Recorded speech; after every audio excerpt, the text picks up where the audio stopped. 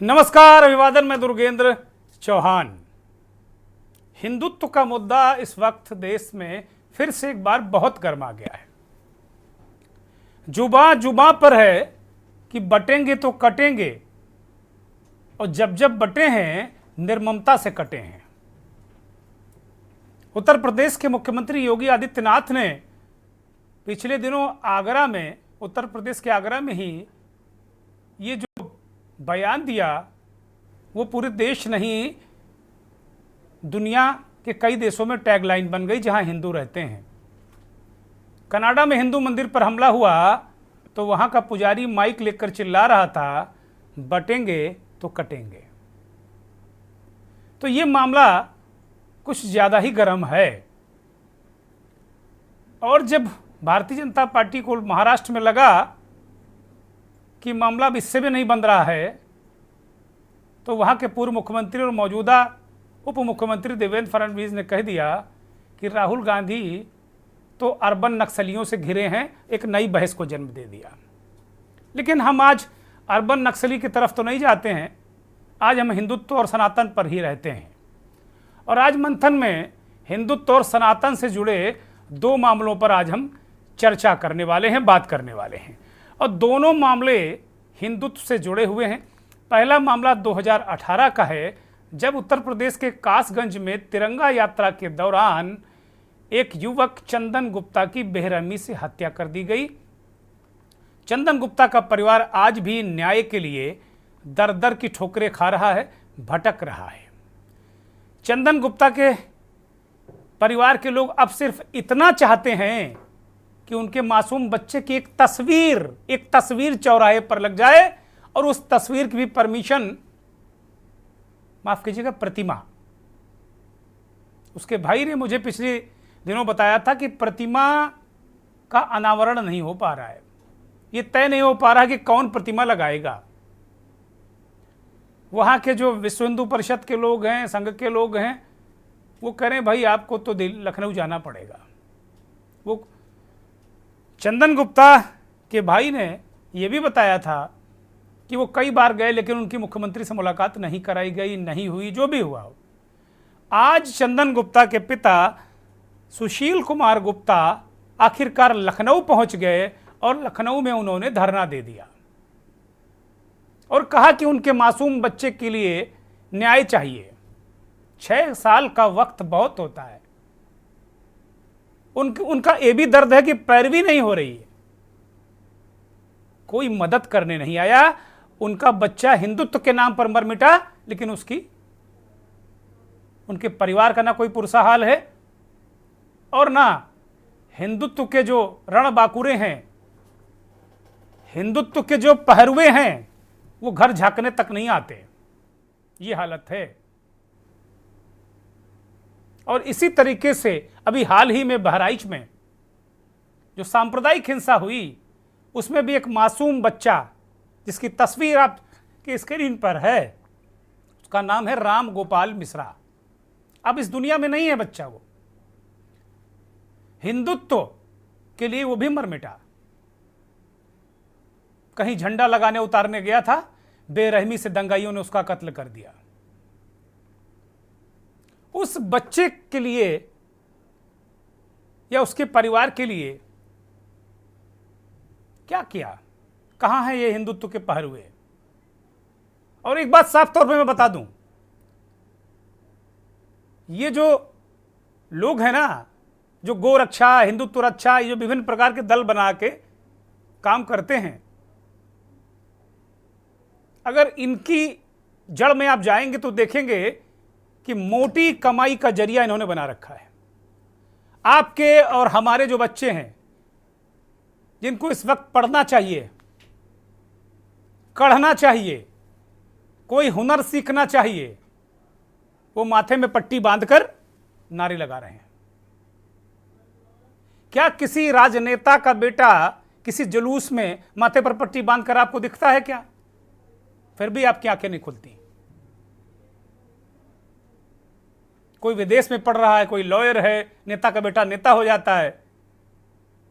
और हिंदुत्व के नाम पर बहुत सारे लोग या हिंदू मुसलमान के नाम पर, मैं एक ही पक्ष को क्यों कहूं, दोनों पक्ष। बहुत सारे लोग बड़ी बड़ी पार्टियां खड़ी कर लेते हैं, नेता बन जाते हैं, कलफ लगा कुर्ता पहनकर करोड़ों अरबों की संपत्ति एकत्रित कर लेते हैं, मंत्री विधायक बन जाते हैं। लेकिन चंदन गुप्ता और राम गोपाल मिश्रा के परिवारों का क्या? कौन इनके लिए न्याय की लड़ाई लड़ेगा? 13 अक्टूबर को बहराइच में के महसी में दंगा हुआ, दुर्गा प्रतिमा विसर्जन के दौरान ये बवाल हुआ था और रामगोपाल मिश्रा की उसमें हत्या कर दी गई थी।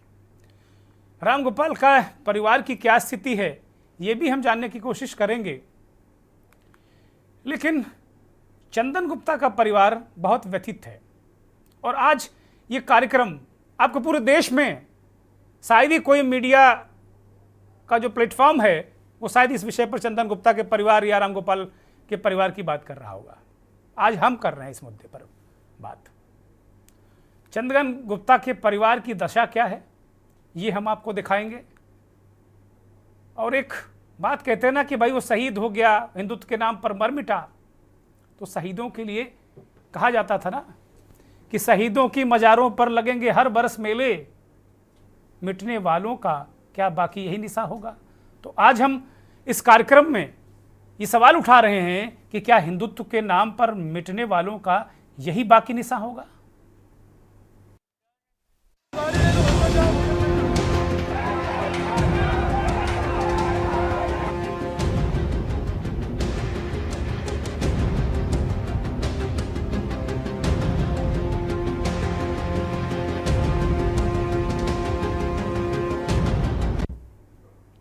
अब चंदन गुप्ता के पिता लखनऊ उत्तर प्रदेश की राजधानी वहां धरना दे रहे थे कि 6 साल हो गए उनके बेटे की आत्मा की शांति के लिए कोई भी ऐसा काम नहीं हुआ जिससे उनको और उनके बेटे को सुकून मिल सके। कहते हैं कि कुछ देर वो धरना देते रहे, बाद में उन्हें पुलिस ने उठाकर बस में बैठाकर वापस कासगंज भेज दिया। पता नहीं, अभी चंदन गुप्ता के पिता सुशील गुप्ता जो हमारे साथ जुड़ेंगे, आ गए हैं, अभी उनसे हम बात करेंगे, लेकिन वो बताएंगे कि क्या स्थिति, क्या परिस्थिति, क्यों, कैसा क्या हुआ। लेकिन इस बीच हमारे संवाददाता प्रशांत सोनी ने चंदन गुप्ता की माँ से बात की। माँ, ये शब्द के पीछे तमाम भावनाएं होती हैं। माँ शब्द में ही बहुत कुछ है, सब कुछ है। और जब एक मासूम किशोर बच्चा माँ के सामने मार दिया गया हो, वो माँ 6 वर्ष से कलप रही है। उस माँ का दर्द क्या है ये हमारे संवाददाता ने जाना। आप भी उस दर्द को महसूस कीजिए।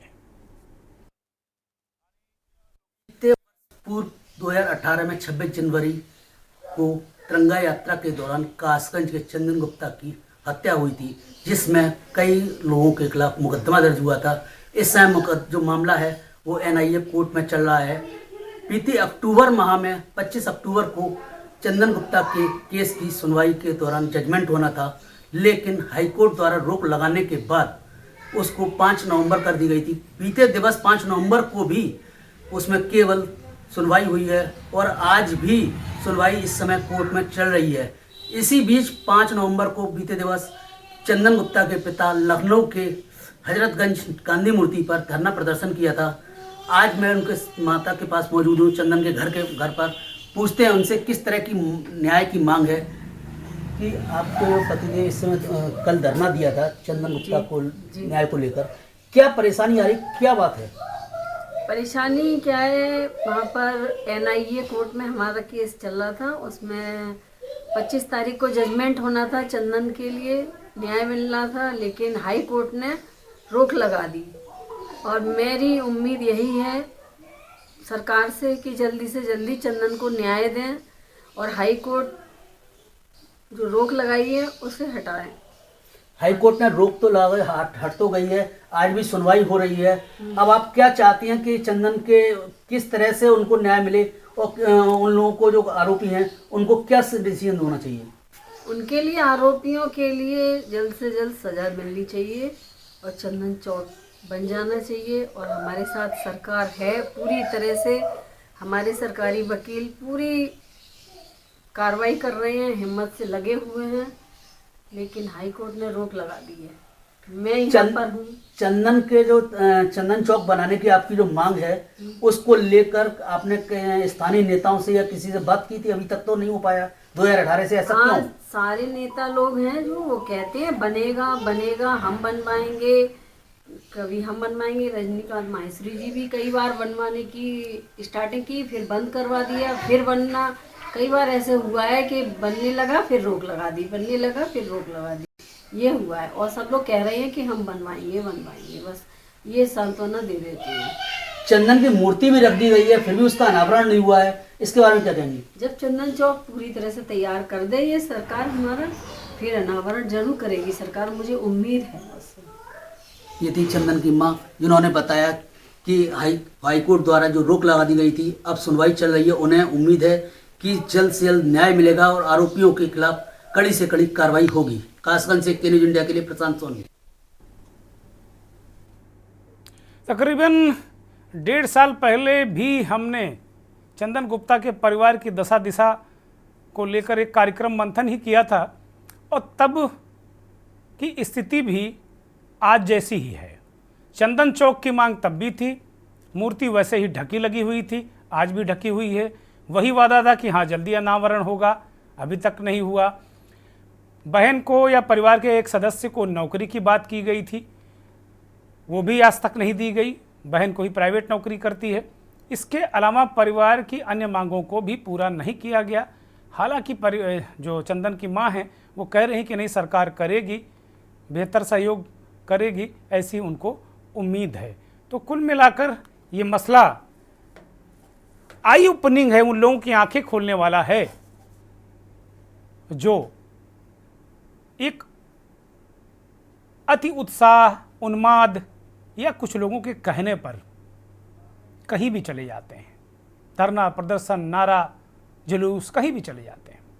उनके लिए ये, उनके परिवारों के लिए ये आंखें खोलने वाला एक कार्यक्रम है। आज हमारे साथ चंदन के पिता सुशील कुमार गुप्ता जुड़ गए हैं।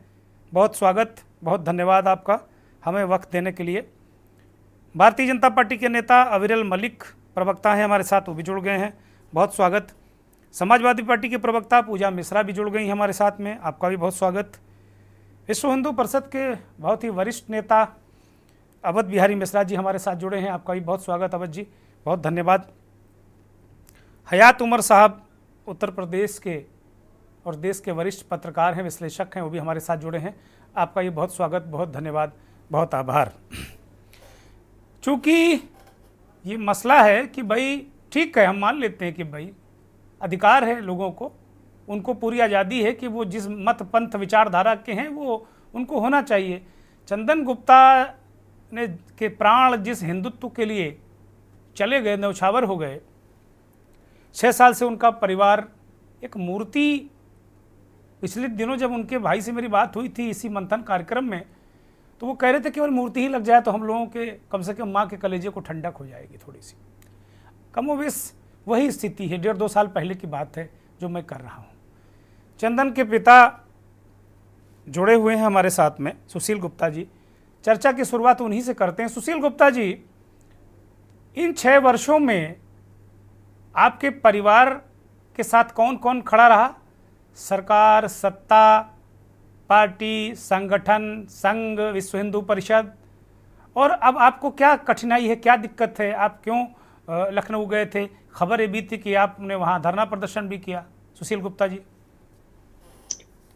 दरअसल मेरा केस बताएं, यहाँ हमने टीए डाला था इलाहाबाद हाई कोर्ट में, वो टीए हमारा पास हो गया था। जहाँ एनआईए एटीएस कोर्ट है नगलऊ, वहाँ आ गया सन 2022 में। हमने यहाँ पैरवी की, सारी गवाहियां हो गई हैं, सब एविडेंस हो गए, साक्ष्य सफाई हो गई, 313 हो गई। उसके बाद जजमेंट की तारीख लग गई थी 25/10/2024। बोलिए बोलिए, बाकी लोग माइक बंद कर लें कृपया। चंदन के पिता बोल रहे हैं, उन्हें बोलने दें। बोलिए गुप्ता जी, बोलिए। हमारी तारीख लग गई थी 25/10/2024 जी। वहाँ जजमेंट होना था एनआईए कोर्ट में, क्योंकि सारे साक्ष्य और सफाई जो सब कुछ होने के बाद ये लोग पहुंच गए फिर हाई कोर्ट।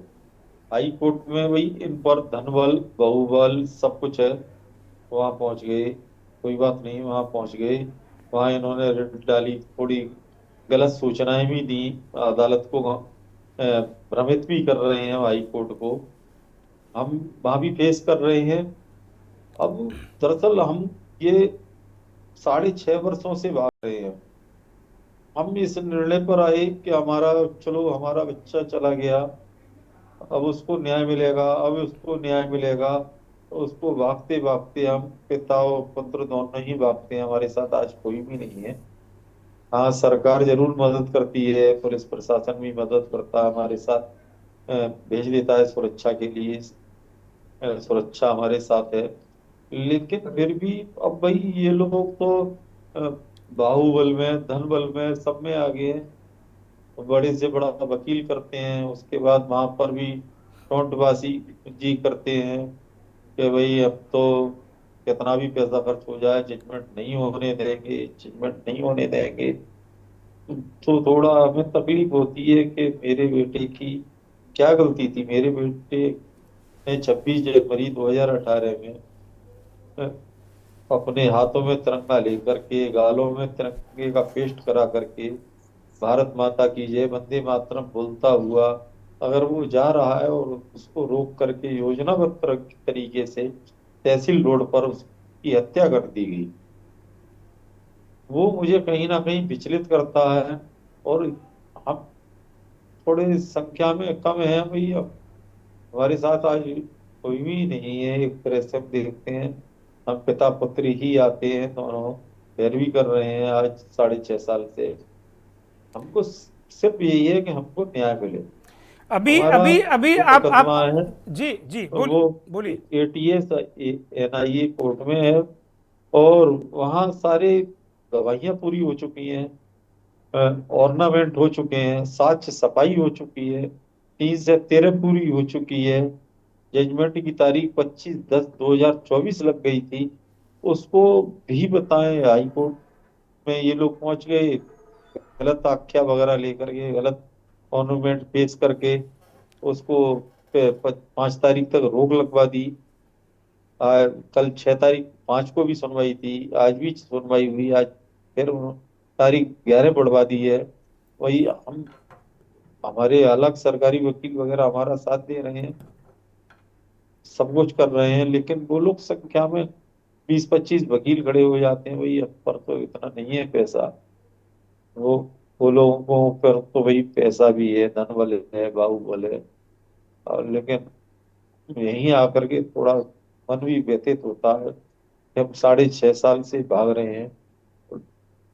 मन में सोचते हैं क्या गरीब को न्याय नहीं मिलेगा, क्या गरीब इसी लायक रहेगा। गुप्ता जी धैर्य रखिए, और धैर्य रखिए, ऊपर वाला है आपके साथ में, कोई हो साथ में ना हो, ऊपर वाला है साथ में, और कम से कम हम लोग तो जरूर साथ में हैं। आज देश में बहुत सारे लोगों के लिए बहुत सारे मुद्दे हो सकते हैं, लेकिन मेरे लिए चंदन गुप्ता का और राम गोपाल का मुद्दा सबसे बड़ा मुद्दा है। और हम उन लोगों को भी आज कुरेद रहे हैं जो हिंदुत्व के नाम पर वोट लेकर बड़ी बड़ी गाड़ियों में जाते हैं, मंत्री पद की शपथ लेते हैं, विधायक हो जाते हैं। उनके लिए भी आज हम इस मंच से ये कहने आए हैं कि बहुत दिन तक ये चल नहीं पाएगा। चंदन गुप्ता का जाना अपने आप में जाहिर सी बात है परिवार के लिए बहुत दुखद है। सुशील गुप्ता, अभी इस वक्त आप अभी भी लखनऊ में हैं या अपने घर कासगंज आ चुके हैं? आपने जो खबर मेरे पास है कि आपने वहां धरना दिया था, फिर आपको बस में बैठा के वापस भेज दिया, क्या यह सच बात है या अभी भी आप लखनऊ में हैं? लखनऊ में हूँ मैं इस समय। आपने धरना दिया था तो आपको वहां से उठाया गया था या आपकी बात सुनी गई थी? ऐसा कुछ हुआ था क्या वहां लखनऊ? थे कि यहाँ धारा 144 लगी हुई है, आप यहाँ कोई वो नहीं कर सकते हैं, तो फिर मैं वहां से उठ करके एक पार्क है वहां बैठ गया था जाकर के। अच्छा, इस दरमियान 6.5 साल का जो वक्त है उसमें कोई भी व्यक्ति, वो चाहे किसी संगठन का व्यक्ति हो, नेता हो, विधायक हो, सांसद हो, जिला पंचायत सदस्य हो, विश्व हिंदू परिषद का व्यक्ति हो, आरएसएस का व्यक्ति हो, बीजेपी का व्यक्ति हो, इन लोगों को आपने कितना अपने साथ पाया और जो वकीलों की बात कर रहे हैं, धनबल की बात कर रहे हैं, आर्थिक रूप से आपकी क्या मदद किसी जनप्रतिनिधि ने, किसी पार्टी ने, किसी संगठन ने की हो? क्या ऐसा कुछ आपको मदद मिली है क्या? यहाँ स्थानीय लोग, लखनऊ के कुछ लोग हमारे साथ हैं। स्थानीय लोग तो नहीं कोई हमारी कोई मदद कर रहा है। आज वो चंदन की प्रतिमा पड़ी हुई है, हम एक नहीं एक 1000 बार कह चुके हैं कि भाई इसका अनावरण करा दो।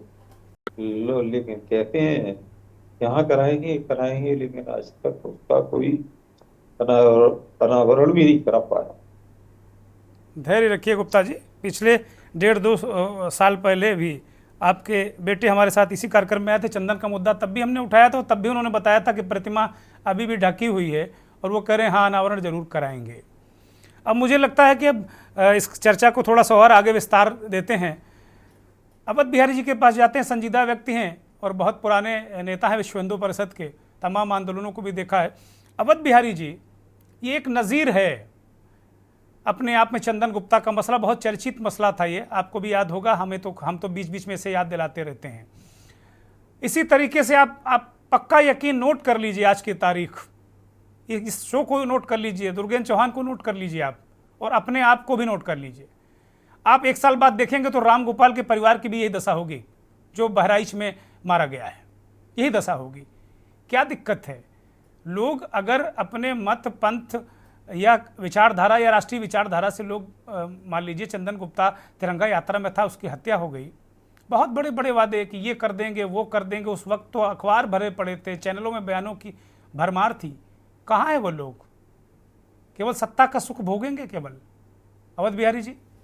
दुर्गेंद्र जी, एक तो मैं विश्व हिंदू परिषद का प्रवक्ता नहीं हूँ, मैं हिंदू समाज का काम करने वाला एक कार्यकर्ता हूँ, और इस नाते मैं चंदन गुप्ता के परिवार के प्रति अपनी संवेदना व्यक्त करता हूँ। अभी आपने ही उनकी माताजी का और उनके पिताजी का बयान हम सबको सुनवाया। दोनों ही लोगों का एक कहना है कि सरकारी वकील हमारी पूरी पैरवी कर रहे हैं, सरकार ने हमें प्रोटेक्शन दे रखा है, हमारा मुकदमे का फैसला एनआईए कोर्ट में तिथि 25 अक्टूबर तय हो गई थी, लेकिन हाई कोर्ट ने रोक लगा दी। अब हाई कोर्ट अगर रोक लगा देती है तो आप भी इस व्यवस्था से परिचित हैं कि लोअर कोर्ट, हाई कोर्ट और सुप्रीम कोर्ट में किस किस प्रकार से और कैसे कैसे मुकदमे चलते हैं, कैसे कैसे लोग उनमें अपने प्रभाव का या अन्य कारणों से रोक लगवा सकते हैं।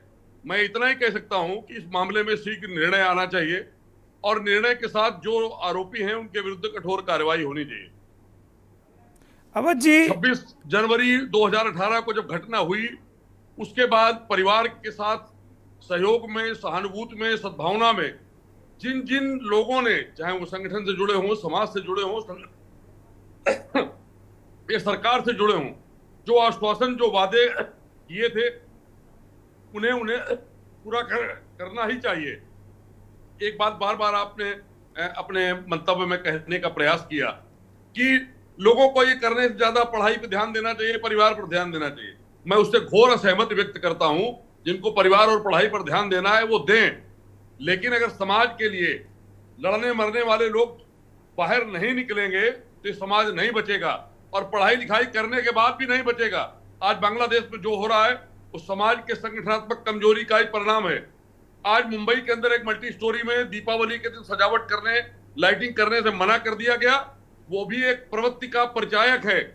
और चंदन गुप्ता को भी सरेआम वंदे मातरम, भारत माता की जय कहते हुए 26 जनवरी गणतंत्र दिवस के अवसर पर, वो किसी मत पंथ के समर्थन या विरोध में नहीं था, वो राष्ट्रीय पर्व के दिन भारत माता की जय और वंदे मातरम को घोष करते हुए अगर यात्रा में निकल रहा, उसको मारा जाता है। ये हम सबके सामने एक बड़ी भारी चुनौती है, ये बड़ी भारी सूचना है कि सतर्क हो जाइए, सावधान हो जाइए, एकजुट हो जाइए, नहीं तो ऐसे ही अराष्ट्रीय जिहादी प्रवृत्ति के लोग आपको समाज में शांति से रहने और जीने नहीं देंगे। ये हम सब के लिए एक संदेश भी है, एक चेतावनी भी है, लेकिन उसके साथ साथ परिवार के प्रति मेरी पूर्ण संवेदना है। और मैं आशा करता हूं कि जैसे चंदन गुप्ता ने राष्ट्रीय पर्व को उत्साह आनंद के साथ मनाते हुए अपना बलिदान किया है, समाज में जब बलिदानी लोगों की संख्या बढ़ेगी तो निश्चित रूप से समाज के ऊपर जो संकट है उनका समाधान होगा। और देश, धर्म, संस्कृति और समाज के लिए बलिदान करने वाले जहां नहीं होंगे, वो देश नहीं बचेगा, वो संस्कृति नहीं बचेगी, वो समाज भी नहीं बचेगा। इसलिए हम सबकी जिम्मेवारी है कि समाज के संगठन को मजबूत करें। ठीक है। समाज के ऊपर होने वाले आघात प्रतिघात के लिए जहां जितना संभव हो, जिससे जितना संभव है, वो उतना एक्टिव होकर के, सक्रिय होकर के उसका प्रतिकार करने के लिए सड़कों पर निकले। ठीक बात है, ठीक बात है। अवध जी कि आपके विचार हो सकते हैं और बहुत सारे लोग आपके इन विचारों से सहमत भी हो सकते हैं। सहमति और असहमति, यही खूबसूरती है इस देश की और लोकतंत्र की। बहुत अच्छी बात है कि आपने कहा कि नहीं, हम आपके विचारों से सहमत नहीं। बिल्कुल, हर आदमी के अपने विचार हो सकते हैं। हम पढ़ाई लिखाई की बात कर रहे हैं, आपका अपना नज़रिया हो सकता है, लेकिन चंदन गुप्ता या राम गोपाल जैसे लोगों, ये बहुत सारे उदाहरण अभी मैं लेकर आ सकता हूँ, उनके परिवारों के लिए जो कम से कम एक मूर्ति के अनावरण की बात परिवार चंदन गुप्ता का कह रहा है, अगर वो भी नहीं हो सकता है, बड़े बड़े दावे करने वाले लोग कहाँ हैं? मैं तो उन्हें झकझोरने आज आया हूँ कि कहाँ गए वो लोग। फिलहाल एक ब्रेक ले रहा हूँ, ब्रेक के बाद ही चर्चा जारी रहेगी।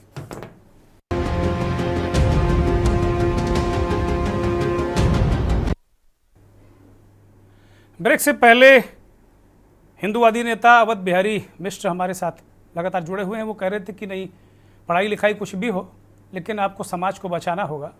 एक पहलू समाज का ये भी है, उसके लिए बलिदान देना होगा, निकलना होगा। और चंदन गुप्ता जैसे लोग या राम गोपाल जैसे लोगों ने बलिदान दिया है, इसमें भी कोई संदेह नहीं, उनकी जान गई है। अब उनके परिवारों की फिक्र किसे करनी है ये पता नहीं, उनके परिवार ही जाने। जैसा सुशील गुप्ता भी कह रहे हैं, चंदन गुप्ता के पिता लगातार हमारे साथ इस कार्यक्रम में जुड़े हुए हैं, वो कह रहे हैं कि भाई हम और उनका जो बड़ा बेटा, चंदन का बड़ा भाई, दो ही लोग इस मामले की पैरवी कर रहे हैं। कोई नेता, कोई संगठन, कोई वो मदद नहीं कर रहे हैं। हाँ, जब वो जाते हैं तारीख पर तो एक सिक्योरिटी उनको मिल जाती है।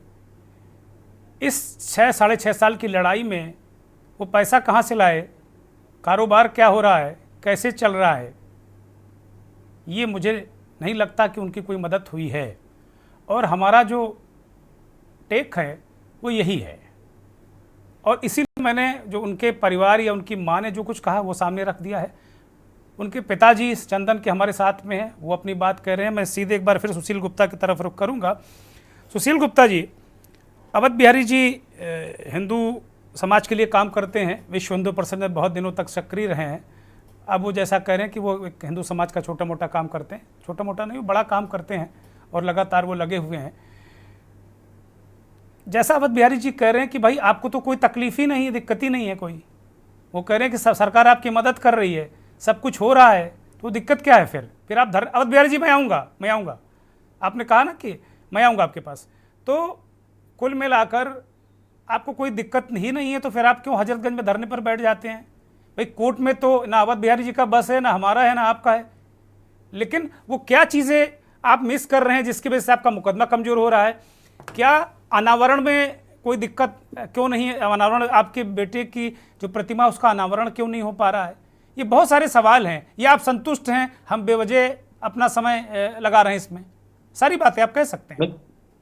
नहीं जी, मैं दरअसल मैं आपको बता रहा हूँ, हम सन 2018 से अपने बेटे के न्याय के लिए भाग रहे हैं, और उसको हम अपने प्रयास से, हमारे जो संगठन है आरएसएस वगैरह, उनके प्रयास से हम यहाँ तक लेके आए, लखनऊ हाई कोर्ट तक, वो Lucknow NIA court, ATS court तक। हाँ, उसके बाद वो मुकदमा हमारा जजमेंट पर है, सारी गवाहियां हो गई, गवाहियों में भी ये सब दोषी पाए गए हैं जी। जो भी जो होती है आपकी जांच वगैरह, क्या बोलते हैं उसको, मैं नहीं समझ रहा हूँ, विवेचना फॉरेंसिक विभाग वगैरह की। जी जो चंदन के गोली लगी, जिस असले से लगी, वो भी पॉजिटिव है जी हमारी गवाही भी पॉजिटिव में गई है जी। उसके बाद जो साक्ष्य छपाई है वो भी पॉजिटिव में हमारे, और जजमेंट हमारा 25 को होना था। ठीक ये है, लोग ठीक है। विशेष समुदाय के भ्रमित कर रहे हैं। सुशील गुप्ता, हम हाई जजमेंट कोर्ट पे में तो हम चले सवाल जाते नहीं हैं। उठा सकते ना, अवध बिहारी जी कुछ कह सकते हैं ना बाकी लोग कह सकते हैं। हम सवाल इस पर उठा सकते हैं कि आपकी मदद में कौन कौन आया, कौन कौन नहीं आया, इस पर हम बार बार सवाल उठाते रहे हैं। और पूर्व में पिछले 1-1.5 साल पहले जब हमने इस कार्यक्रम में इस चर्चा को शामिल किया था, तब भी वही स्थिति थी। आपके बेटे ने जो मुझे बताया था ऑन एयर और सार्वजनिक रूप से बताया था कि केवल वो अपने संसाधनों से प्रयोग करके मुकदमे को लड़ रहे हैं। हम अपने जिन लोगों ने मदद की का आश्वासन दिया था वो कोई नहीं आया, नहीं कोई नहीं आया। कोई हम नहीं आया। अपनी ट्रेन से आते हैं, पिता और पुत्र आते हैं दोनों। अभी दीपावली से पहले सुरक्षा मिल गई है, सुरक्षा गार्ड हमारे आते हैं, हमारे और मेरे बेटे के। उसके बाद हमें सुरक्षा की नहीं, अपनी मौत इससे और इससे उसका हमें पहले नहीं है। सुरक्षा नहीं थी, अभी दीपावली में जरा सा मिली है। भी दीपावली में मिली, इससे पहले सुरक्षा नहीं थी। नहीं, उससे पहले नहीं थी। हमको 23 या 22 को मिली है सुरक्षा। ठीक है, ठीक है, दीपावली 22, ठीक है, शायद 22/10 में मिली है। ठीक है, उससे पहले तो ठीक हमने है। मैं ऐसे ही अवध बिहारी जी कुछ कहना चाह रहे हैं, बोलिए अवध बिहारी जी, फिर मैं बाकी मेहमानों के पास जाऊंगा। बोलिए अवध बिहारी जी कुछ कहना चाह रहे हैं, बोलिए। जी। अवध बिहारी जी का मुझे लगता है कि नेटवर्क गड़बड़ा गया है। पूजा मिश्रा की तरफ रुख करेंगे, समाजवादी पार्टी के नेता हैं पूजा मिश्रा। बहुत इस तरीके के मामले आजकल पूरे देश में ये कहा जा रहा है, बार बार बीजेपी के लोग कह रहे हैं कि भाई बटेंगे तो कटेंगे। ये इसी तरीके के जो नारे हैं, चाहे चंदन गुप्ता का मसला हो, चाहे बहराइच का मसला हो, लेकिन एक बात जो अवध बिहारी जी ने कही कि भाई अपने राष्ट्र को, अपने समाज को, राष्ट्र को बचाने के लिए तो भाई लोगों को कुछ करना पड़ेगा ना। पूजा मिश्रा, तो जो है मुख्यमंत्री प्रधानमंत्री, बोलिए पूजा जी। जी मैं बोल रही हूँ देवेंद्र जी, मैं कह रही हूँ फिर मुख्यमंत्री, प्रधानमंत्री, ये सारे मंत्रिमंडल बैठे और रिजाइन कर दें। फिर जो है देश के लिए कह रहे हैं ना कि न्यौछावर होना ही पड़ेगा। आर्मी है, ठीक है, सीमा सुरक्षा करने के लिए पुलिस बल है, और जरूरी है क्या कि जनता ही न्यौछावर हो जाए? ये मुझे नहीं समझ में आता कि ये भाजपा क्या मैसेज फैलाना चाह रही है। आपको पता होगा कि आर्यन मिश्रा हरियाणा में उसकी मर्डर हो जाती है, वो कैसे मर्डर हो जाती है? ये भाजपा फैलाती चली जा रही है। अभी जो है चंदन गुप्ता जी की मैं पढ़ी थी श्रद्धांजलि, और अब तक आपने एक नाम मिस कर दिया हुआ है, मोहिनी तोमर का, जी जिनकी हत्या 3 तारीख को हुई है इस साल 2024 में। वो एडवोकेट रही थी, और जिन्होंने जो है मुनाजिर जो नामजद आरोपी है इसमें वो ये गुप्ता के भी जो है मर्डर केस में नामजद आरोपी है। वही जो एडवोकेट मोहिनी के भी मर्डर केस में नामजद आरोपी है। और इन लोग सोचे कि जो है मोहिनी तोमर का मर्डर इसलिए हो जाता है क्योंकि वो उसको उसके बेल का अपोज करती हैं, वो उसके अगेंस्ट में खड़े होकर के लड़ती है, मर्डर हो जाता है। आपको वो तस्वीर, मुझे लगता है कि आप लोग को पता होगी कि जब 2023 में 15 अगस्त का तिरंगा यात्रा निकलता है कासगंज में, तो आशीष जो कि नामजद आरोपी है गुप्ता के मर्डर केस में, वो जो है वहां के कासगंज के जो भाजपा के जिला अध्यक्ष हैं उनके साथ में तिरंगा रैली में होता है। और जहां तक मुझे जानकारी है सुशील गुप्ता जी के बड़े बेटे ने इस पे आपत्ति भी जताई थी कि जब हम परमिशन लेने के लिए जाते हैं तिरंगा यात्रा के लिए तो हमें परमिशन नहीं दिया जाता है, बल्कि जब ये परमिशन ले रहे हो और वहां पे जो आरोपी है वो आरोपी जो है परमिशन ले रहे हैं। मैं भी जो है हिंदू कह रहे थे कि मैं हिंदू के लिए कार्य करता हूँ, तो मुझे लगता है कि भाजपा जो है दोहरा चरित्र अपनाते हुए, एक तरफ तो आप जो बच्चों को न्यौछावर होने दिए, आप मंचों पे खड़े होकर के भाषण दे देते हो और उसके बाद में कहते हो जाए बच्चा न्यौछावर हो जाए, क्योंकि उसको देश के लिए तो कुछ तो करना ही है। और वहीं पे जब आपको कार्य करने की बारी आ जाती है तो आप अपनी राजनीति देखने लग जाते हो। आपके जिला अध्यक्ष जी के साथ में जो है जो आरोपी है, मुख्य आरोपी है, वो भी जाकर के तिरंगा यात्रा कर रहा है। वहीं पे जो न्याय के लिए लोग परेशान हो, वो भी परेशान है। आपने सही कहा कि हम इसके बाद भी अगर डिबेट कर रहे होंगे तो राम गोपाल मिश्रा की भी यही हाल रहेगी, परिवार का यही हाल रहेगा, उनको न्याय नहीं मिलेगा। न्याय क्यों नहीं मिल पा रहा है? अभी जो है कहा कि नहीं सरकारी वकील सारे कार्य कर रहे हैं, जब सरकारी वकील सारे कार्य कर रहे हैं, जब गवर्नमेंट वर्क कर रही है तो न्याय क्यों नहीं मिल रहा है? और मुझे नहीं लगता कि जो है ये बहुत आवश्यकता है। हम लोग देश में तब भी, जो देश की जनता है ना, वो देश के प्रगति में पार्टिसिपेट कर सकती है, जॉब करके और भी प्रोडक्टिव वर्क करके। जरूरी नहीं है कि वो न्यौछावर ही हो जाए। फिर आप प्रधानमंत्री बन करके क्यों बॉर्डर्स देख रहे हैं? आप क्यों आर्मी बनी हुई है? तब तो सारी जनता निकल जाए, और धर्म को बचाने के नाम पे, देश को बचाने के नाम पे हो जाए न्यौछावर। ये सारी सिस्टम को बंद कर दिया जाए, ये सिस्टम रहे ही ना, हम ठीक है, सभी निकले ठीक है। अपने जो है गंतव्य पे और न्यौछावर होते रहे। ठीक है पूजा मैं इसके मिश्रा, साथ में नहीं, उसके ठीक पक्ष है में पूजा नहीं हूँ। मिश्रा, मुझे मैं लगता है डॉक्टर कि जो है अविरल मलिक को लेता हूँ चर्चा में। डॉक्टर अविरल मलिक जवाब दीजिए। वो कह रहे हैं भाई कोई सिस्टम है, तंत्र ही चलेगा, तंत्र चलेगा। और अभी चंदन के पिता 26 जनवरी को तिरंगा यात्रा में उनका बेटा न्यौछावर हो गया, चला गया, प्राण उसके ले लिए गए, और वो लगातार अपने बड़े बेटे के साथ में ट्रेनों में धक्के खा रहे हैं। बहुत बहुत वादे किए गए थे भाई साहब कि ये कर देंगे, ये मदद होगी, वो मदद होगी, कोई मदद नहीं करने आ रहा, संघर्ष कर रहे हैं। एक प्रतिमा के अनावरण को लेकर टंटा है, आप अगर पता करेंगे कासगंज में तो बता देंगे क्या झगड़ा है। एक प्रतिमा लगी हुई है लेकिन उसका अनावरण नहीं हो पा रहा है, हद हो गई भाई।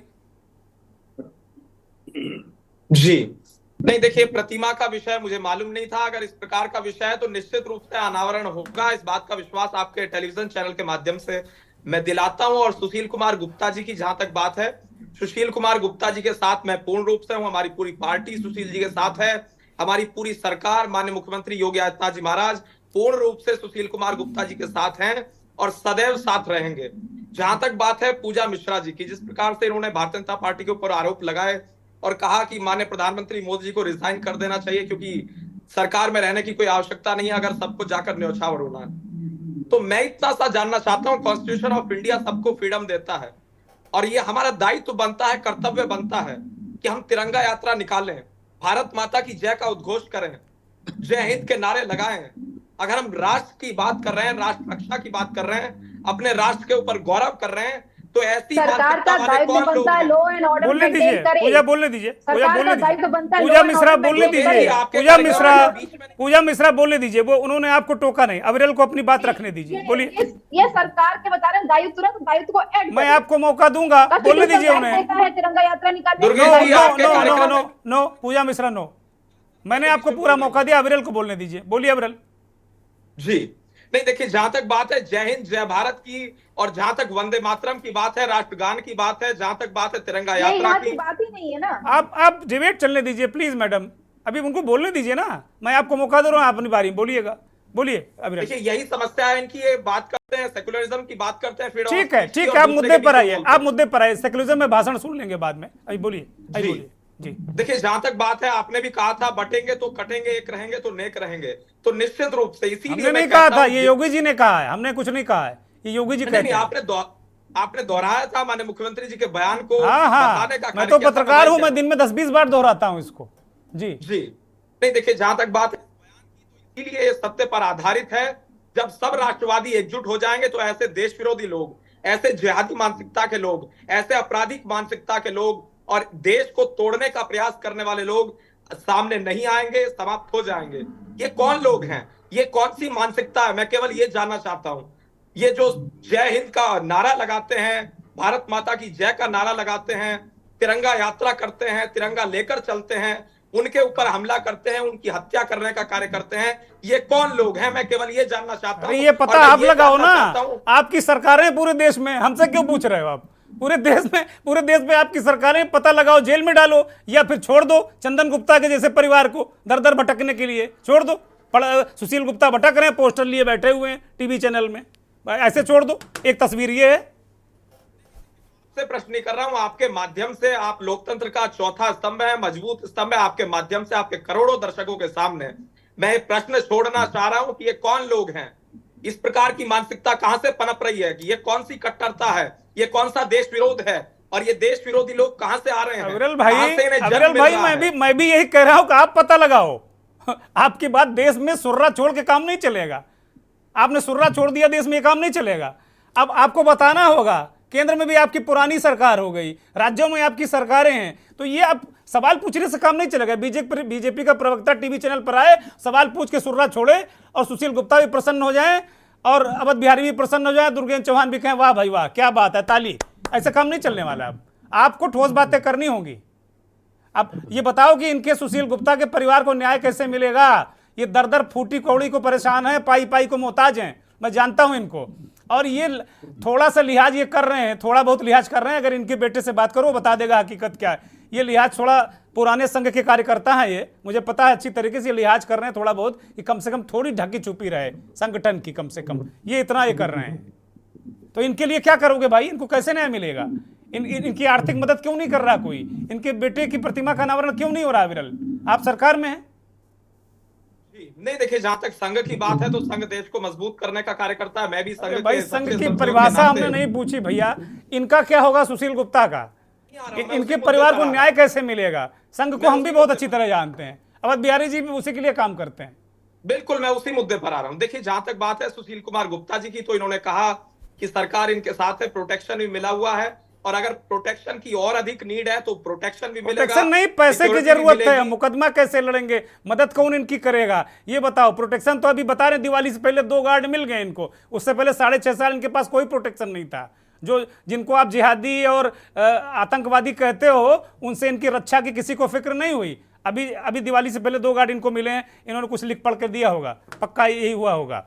क्योंकि इनका मामला कैसे होगा अगर जो सामने वाला पक्ष है, जो कल्प्रिट है, अगर 25 वकीलों का एक स्क्वाड खड़ा करता है तो सुशील गुप्ता के साथ 50 वकील क्यों नहीं?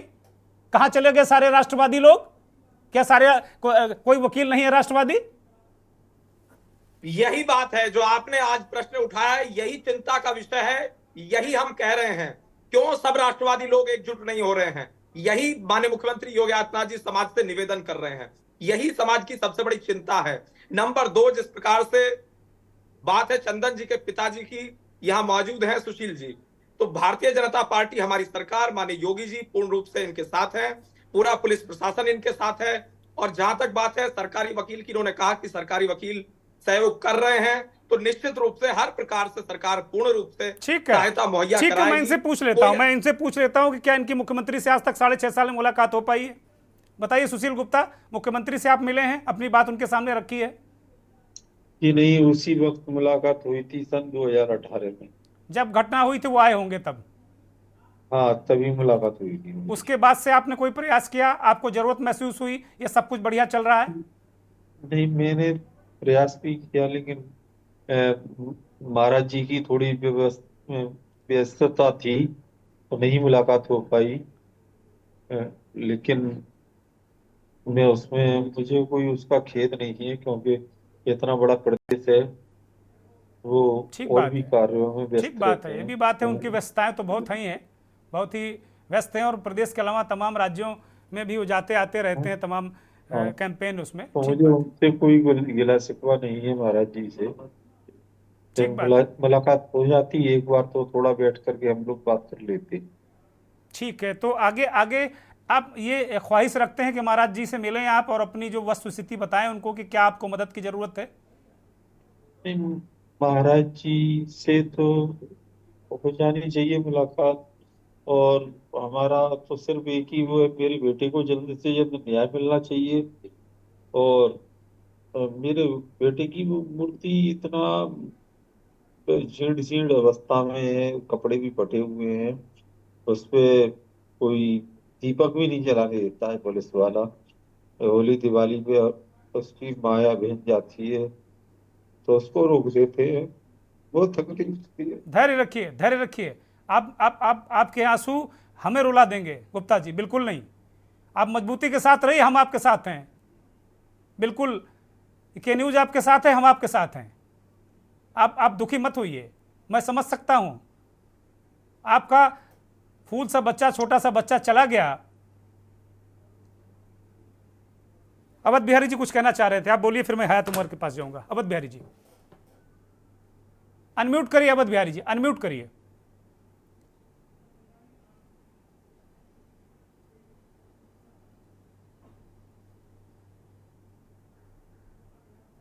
अवध बिहारी जी आपको हम सुन नहीं पा रहे हैं, कुछ तकनीकी व्यवधान है। बोलिए दुर्गेन जी, मेरा ये कहना है जी कि जो घटना हुई, चाहे वो राम गोपाल जी की हो, चाहे चंदन गुप्ता जी की हो, या ऐसी और तमाम घटनाएं हों, यह घटनाएं हमें बताती हैं कि आज भी इस हिंदुस्तान के अंदर राष्ट्र विरोधी लोगों की इतनी हिम्मत है कि वो दुर्गा प्रतिमा को लेकर जाने वालों को गोली से मार सकते हैं। वो भारत माता की जय, वंदे मातरम को उद्घोष करते हुए राष्ट्रीय पर्व मनाने को वाले को हत्या कर सकते हैं। समाज को जागृत, संगठित और एकजुट होना होगा, और उसको अपनी ताकत, सरकार आज योगी जी की है, कल किसकी थी, आगे किसकी होगी, ये कम से कम मेरा विषय नहीं है। लेकिन मैं ये जरूर चाहता हूं कि समाज में इतनी ताकत हो कि इस प्रकार के जिहादी मानसिकता वालों को जैसा वो कृत्य करते हैं उसके अनुरूप उनको जवाब मिल जाए। अवध जी, वो हिम्मत न कर सकें, वो अवध जी, विचार न कर सकें, ये ताकत समाज को खड़ी करनी होगी, इसके अलावा उसका कोई समाधान नहीं। अवध जी, आपका ये तरीका हो सकता है, ये तरीका आपका हो सकता है, मैं उसमें कोई बहुत मैं इंटरव्यू अपना नहीं कर तरीका रहा बता रहा हूँ। नहीं, सरकार को जो करना चाहिए वो सरकार नहीं, समाज की बात कर लेते हैं अवध जी, समाज की बात कर लेते हैं। अवध बिहारी जी, जिस समाज की बात कर रहे हैं, आप सुन लीजिए, मुझे सुन लीजिए, आप जिस समाज की आप बात कर रहे हैं, क्या कोई समाज का व्यक्ति इनके साथ खड़ा है? वो कह रहे हैं मेरे बच्चे की वहां राजनीति कर रही नगर पालिका, उनके बेटे की प्रतिमा के कपड़े फट गए हैं, वो एक दीपक दिवाली पे नहीं जला पाए। ये कौन सा समाज की बात कर रहे हैं हम? ये कौन सा समाज है? ये बहुत दुखद है, ये बहुत दुखद है। ये कौन सा समाज है? ये उनका जो आप आज अपने चैनल पर, वो हमारे जैसे तमाम हजारों लाखों लोगों को इस बात के लिए चिंतित करेगा कि आखिर हम किस समाज में रह रहे हैं कि जहां पर इस प्रकार से। आप तो समाज के लिए काम करते हैं, जरा समाज को ये भी कहिए कि एक दिन चंदन गुप्ता के पिता से मिल ले जाके, समाज ये जाके मिल ले लोगों से, कम से कम इनके आंसू पोंछ ले। दिवाली पर ही कोई चला जाता नेता। बिल्कुल सहमत हूं कि चंदन गुप्ता जी का परिवार हो, राम गोपाल जी का परिवार हो या अन्य ऐसे तमाम, और समाज में विश्वास, अवध बिहारी जी माफ कीजिएगा, तब आएगा जब चंदन गुप्ता के परिवार में जाके समाज मिलेगा, जब राम गोपाल के परिवार में जाके समाज मिलेगा, उनके आंसू पोंछेगा, तब विश्वास आएगा। और तब कोई परिवार अपना बेटा ये कहे आओ राष्ट्र के लिए लड़ो, क्योंकि समाज हमारे साथ खड़ा है। यही होता रहा आजादी की लड़ाई में। मैं सीधे अब हयात उमर के पास जाऊंगा। हयात साहब, चूंकि चर्चा बहुत अलग तरीके से मोड़ पर चली गई, इसलिए पूरे लगभग 50 मिनट हो गए हम आपके पास नहीं आ पाए। अब इस पूरी चर्चा को आपने हयात साहब सुना। एक पहलू अवध बिहारी जी का है कि राष्ट्र के नाम न्यौछावर होना होगा, और दूसरा पहलू सुशील गुप्ता का है। अनम्यूट करिए हयात साहब।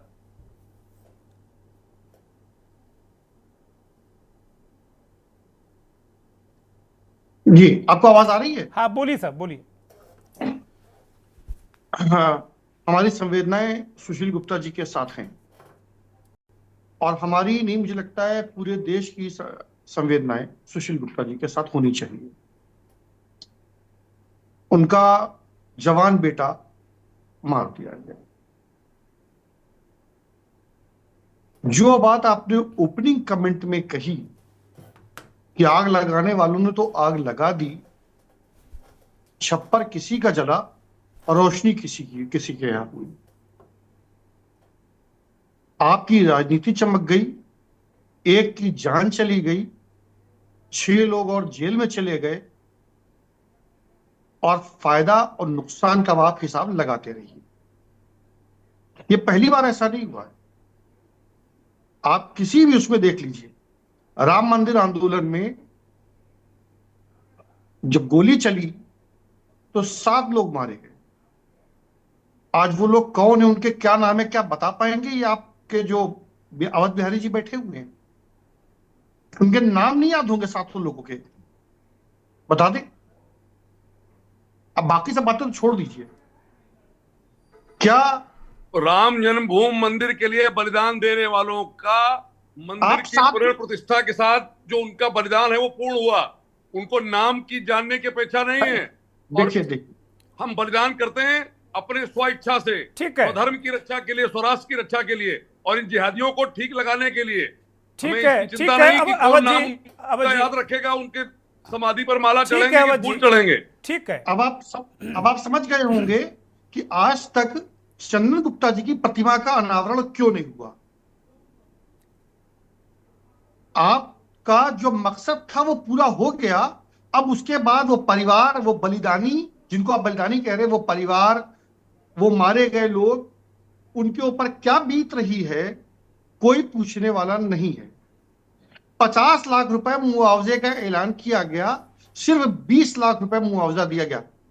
सुशील गुप्ता जी बैठे हैं, बता देंगे। 5 साल से 7 साल से मुकदमा चल रहा है, 7 साल से मुकदमा। सरकारी वकील होने के बावजूद भी क्या सुशील गुप्ता जी बता सकते हैं कि उनका क्या खर्चा हुआ है?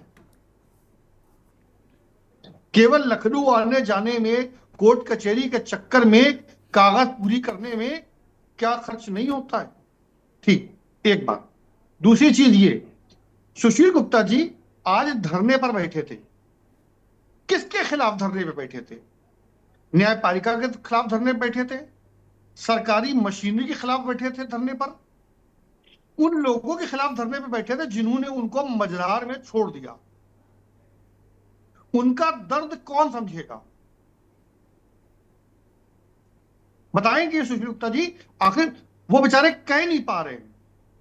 आपने देखा है कि उनकी आंखों में आंसू भर गए, वो बोल नहीं पा रहे, उनका गला धुन रहा है, और यहां बैठ करके लोग उनके बेटे के उस पर राजनीति कर रहे और अपना स्वार्थ सिद्ध करके निकल गए।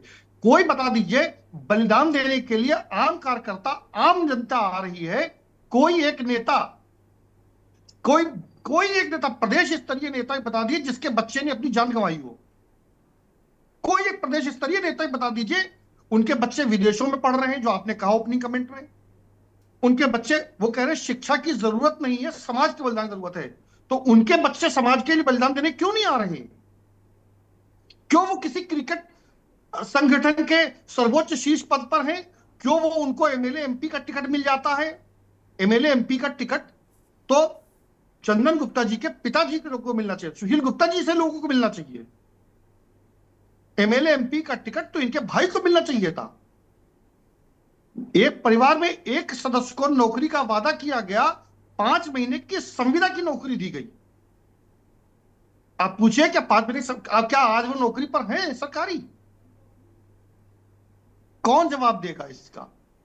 क्या कोई भी एक नेता आप गिना सकते हैं कि उसका बेटा फला आंदोलन में, मैं एक्रॉस पूछ रहा हूं, पार्टी लाइन से हट करके, चाहे वो कांग्रेस होए, चाहे भाजपा होए, चाहे विश्व हिंदू परिषद होए, चाहे और भी कोई संगठन हुए, सपा का भी नाम ले लो, डरो नहीं। हुए, आप बताइए पहले, कोई एक नेता बता दिए जिसका लड़का जेल गया हो, जिसका लड़का किसी मामले में आरोपित हो, जिसका लड़का शहीद हुआ हो, जिसके लड़के ने जान गंवाई हो, जिसका घर जलाया गया हो।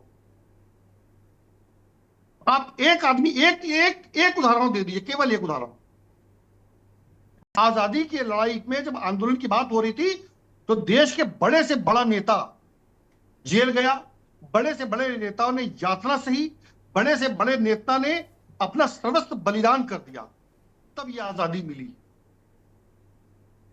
आज देश में हमारी सरकार है, कोई विदेशी सरकार नहीं है जो हमें आंदोलन करना पड़े। अगर हम ही सब कुछ अपने हाथ में ले लेंगे, जैसा कि हमारी बहन पूजा ने कहा कि सरकार आपकी है, प्रदेश में भी, देश में भी, और हम तो कहते हैं जिला स्तर तक भी, उसके बावजूद आपको अगर सब कुछ अपने हाथ में लेना है, यात्रा निकाल के होना है, पढ़ाई लिखाई से कुछ नहीं होना है, तो सबको इस्तीफा दे करके यात्राओं में आ जाना चाहिए। सरकार कुछ नहीं कर सकती जिसके पास सारे संसाधन, सारी शक्तियां मौजूद है। सेना भी कुछ नहीं कर सकती जिसके पास सारे संसाधन, सारी शक्तियां मौजूद है। तो सेना देश की रक्षा नहीं कर पा रही है। इनका आरोप ये, हम रक्षा करेंगे, और हम रक्षा ऐसे करेंगे कि गरीब को, समाज के निचले तबके को, समाज के मध्यम वर्ग को, समाज का जो हमारे कार्यकर्ता, जो सबसे निचला कार्यकर्ता, उसको सड़क पे उतार देंगे, उसको झोंक देंगे, और हमारा ऊपर का पदाधिकारी सब पूरी तरह से उसका जो रिजल्ट आता है, जो कहते हैं फायदा मिलना, उसका लाभ उठाएंगे। संभव करिए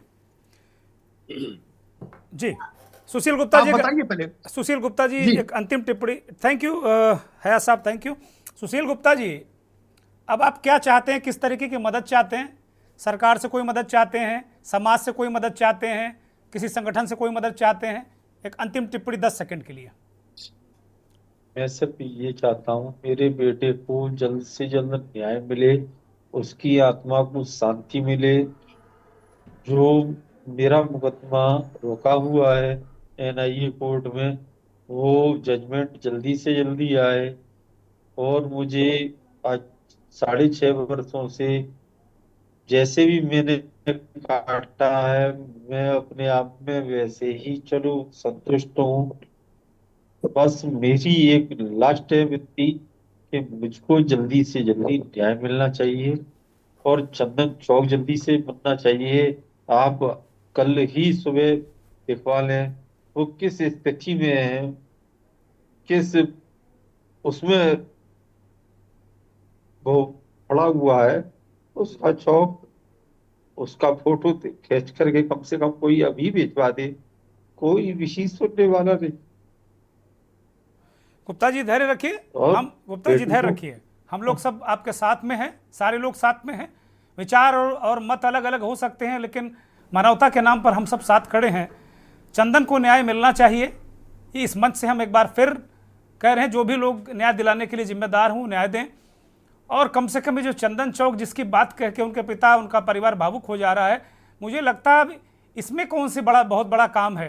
ये तो एक यूं चुटकी बजा के सरकार का ही काम है, ये वहाँ की नगर पालिका का काम है, वहाँ के जनप्रतिनिधियों का काम है, क्यों नहीं वो कर रहे हैं? ये एक बड़ा सवाल है। सभी मेहमानों का बहुत बहुत धन्यवाद, बहुत आभार। सुशील जी आपका भी बहुत धन्यवाद, अविरल मलिक, पूजा मिश्रा, हयात उमर साहब, अवध बिहारी जी आपका धन्यवाद। बहुत आभार उन दर्शकों का जिन्होंने इस कार्यक्रम को देखा। आज बड़ा भावुक क्षण था, कई बार ऐसे अवसर आए इस कार्यक्रम में जब सुशील गुप्ता जी रो पड़े। क्यों ना रो पड़े? एक छोटा सा फूल सा बच्चा तिरंगा यात्रा निकाल रहा था, उसका कत्ल कर दिया गया। बहुत सारे लोग उस वक्त आए थे मातम पुरसी के लिए, ये कहा था कि नहीं हम आपके साथ खड़े हैं। 6.5 साल में सुशील गुप्ता और उनके परिवार ने देख लिया कि कौन साथ खड़े हैं।